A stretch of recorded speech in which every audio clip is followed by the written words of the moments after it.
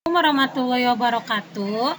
Di sini saya akan menjelaskan tentang pengurusan jenazah untuk siswa-siswi materinya kelas 10.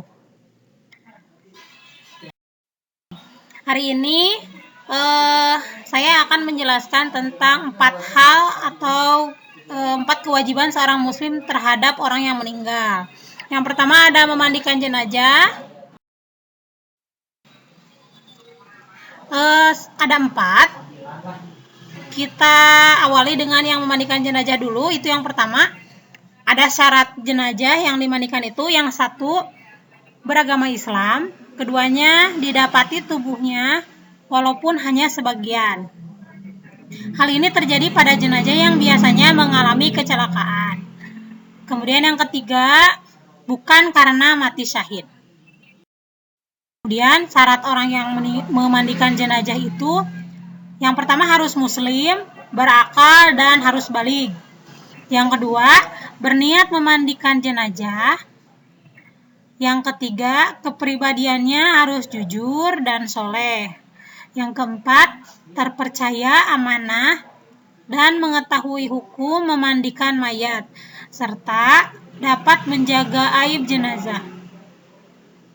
Kemudian yang kelima, jenis kelamin sama. Jenazah laki-laki dimandikan oleh laki-laki dan jenazah perempuan dimandikan oleh perempuan, kecuali suami, istri, atau mahramnya.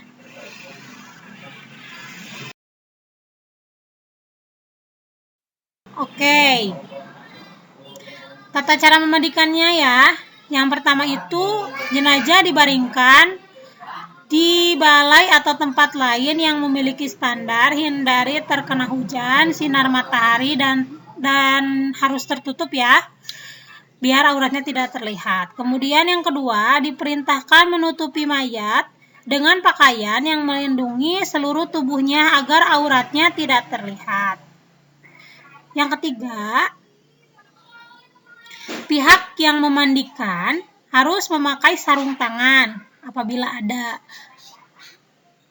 tidak ada, tidak apa-apa. Kemudian air yang digunakan untuk memandikan mayat adalah air yang suci dan disunahkan untuk mencampurnya dengan sidr atau larutan kapur barus. Nomor 4, menyiram air ke seluruh badan secara merata dari kepala sampai ke kaki. Dan yang kelima, bersihkan giginya, kemudian lubang hidungnya, kemudian lubang telinganya, kemudian celah ketiaknya, celah jari tangan dan kaki, serta rambutnya, apabila berambut ya. Yang keenam, membersihkan kotoran dan najis yang melekat pada anggota badan jenazah. Yang ketujuh, mewudukan jenazah sebagaimana wudu akan sholat setelah semuanya bersih ya. Kemudian yang kedelapan, terakhir ini disirami dengan larutan kapur barus dan harum-haruman. Inilah proses memandikan jenazah. Cara-caranya tadi seperti yang sudah disebutkan. Ini adalah gambar contoh dalam memandikan jenazah. Kemudian yang kedua adalah mengkafani jenazah. Mengkafani jenazah adalah menutupi atau membungkus jenazah dengan sesuatu yang dapat menutupi tubuhnya, walau hanya sehelai kain di ujung rambut sampai ujung kaki. Meskipun para fuqaha atau ahli fikih memilahnya antara batas sempurna. Jadi dalam mengkafani jenazah itu nanti ada syarat-syaratnya, biasanya harus warna putih.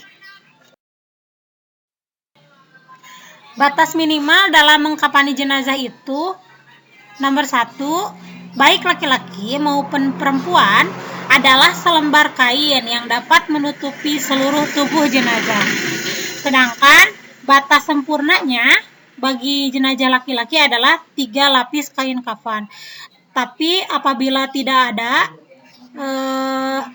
kain kafannya 3 lapis, boleh 1 lapis asalkan menutupi seluruh tubuhnya dan aurat si mayat. Nomor 2, untuk jenazah perempuan adalah 5 lapis, terdiri dari 2 lapis kain kafan ditambah kerudung, baju kurung, dan kain untuk menutupinya. Karena kenapa? Jenazah perempuan itu auratnya lebih banyak daripada laki-laki. Di sini adalah prosesi atau proses mengkafani jenazah. Di sini saya menggunakan gambar, contohnya jenazahnya laki-laki, berarti kalau laki-laki 3 helai kain kafan. Oke. Tadi sudah 2, sekarang nomor 3, yaitu mensolati jenazah. Salat jenazah hukumnya adalah fardu kifayah.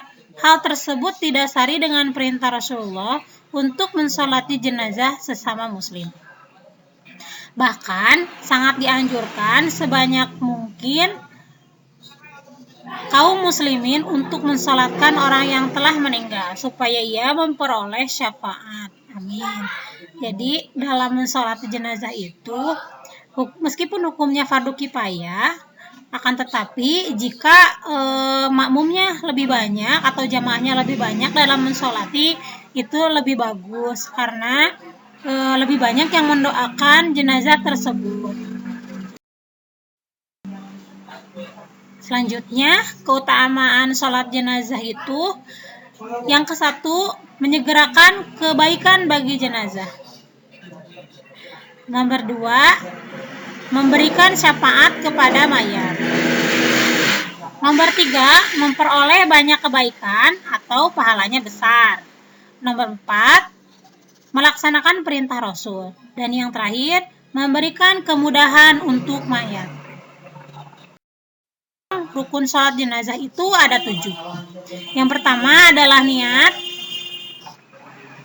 Niatnya yaitu disesuaikan dengan jenazahnya laki-laki atau jenazahnya perempuan, atau jenazahnya laki-laki anak-anak dan perempuan anak-anak itu niatnya berbeda.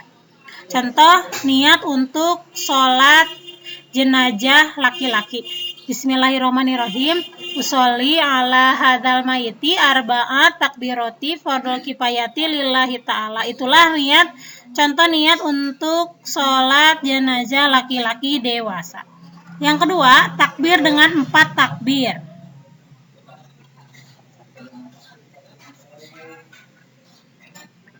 Yang ketiga, berdiri bagi yang mampu. Yang keempat, membaca surat Al-Fatihah. Yang kelima, membaca sholawat kepada Nabi. Yang keenam, doa kepada jenazah selepas takbir ketiga. Kemudian salam. Contoh atau gambar dalam mensolati jenazah.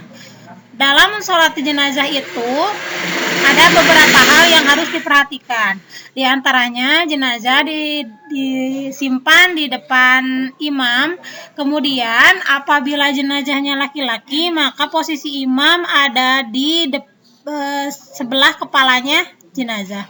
Apabila jenazahnya perempuan, maka posisi imam berada di dekat perut jenazah.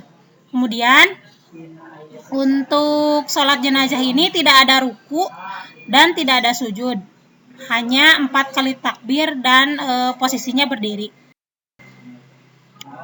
Kemudian ini adalah kewajiban terakhir dalam proses pengurusan jenazah, yaitu menguburkan jenazah. Dalam menguburkan jenazah ada sunnah. Sunnahnya yaitu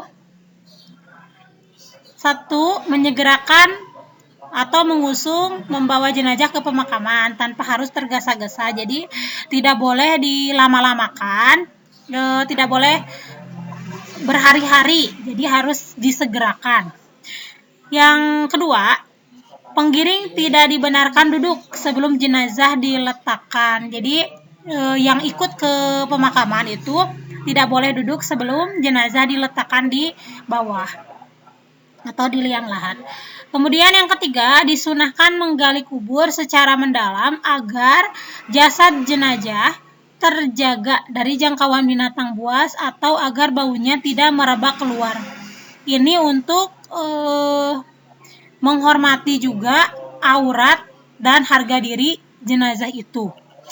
Yang keempat, lubang kubur dilengkapi liang lahat kalau jenazahnya muslim, bukan syah apabila jenazahnya non muslim. Syah itu maksudnya syak itu maksudnya adalah liang lahat yang dibuat khusus di dasar kubur pada bagian tengahnya. Ini adalah contoh atau gambar dalam menguburkan jenazah. Ya, sebelum mengakhiri materi hari ini, saya akan menyampaikan dalam proses pengurusan jenazah itu terdapat hikmah yang diantaranya adalah: 1. Hikmah dalam pengurusan jenazah itu mendapatkan pahala. Yang kedua, menambah ilmu pengetahuan. Yang ketiga, mengingat kepada kita bahwa kematian supaya kita memperbaiki diri agar lebih baik lagi ke depannya. Yang keempat, mengingatkan kepada kita bahwa kedudukan semua umat manusia, khususnya umat muslim, itu sama di mata Allah. Dan banyak hal lagi hikmah yang bisa kita petik, bahwa segala sesuatu itu tidak akan ada yang abadi. Maka dari itu, dalam proses pengurusan jenazah ini, mudah-mudahan menyadarkan kita untuk lebih baik dan lebih meningkatkan ketakwaan kita kepada Allah Subhanahu wa Ta'ala. Sekian materi yang dapat saya sampaikan untuk pertemuan kali ini. Jangan lupa like, komen, dan subscribe-nya ya. Terima kasih. Wassalamualaikum warahmatullahi wabarakatuh.